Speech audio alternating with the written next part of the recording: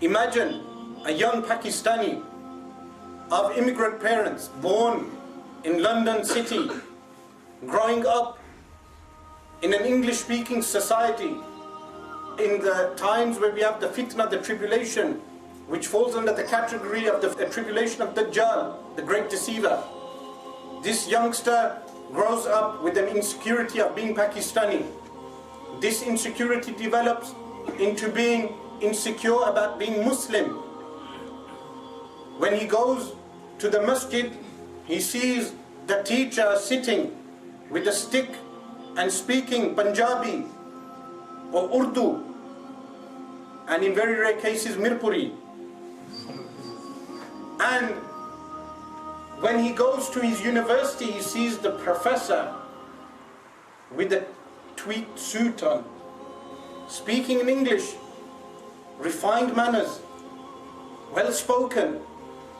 The books are published in nice format, unlike the qaida that he was using in the masjid, where the qaida was published in Pakistan on cheap paper. And the insecurity develops. He shares a coffee with middle class English people or middle class Asian people who speak with an accent better than mine, and then he enjoys the company of these people. It is appealing to the ego, but that person will not be able to rationalize.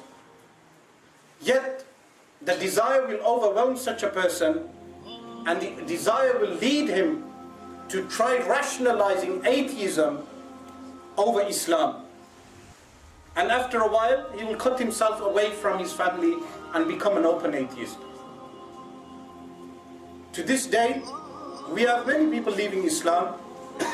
At the same time, we have people entering Islam. But a category of those people become atheists because of those issues which surround them.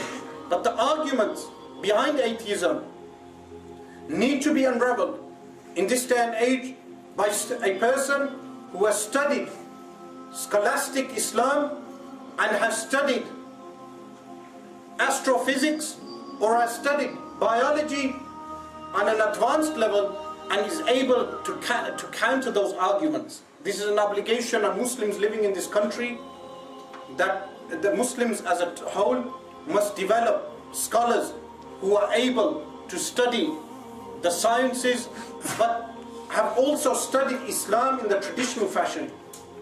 Not like Aligarh University, where they water down the Islamic studies and study Western education to a high standard.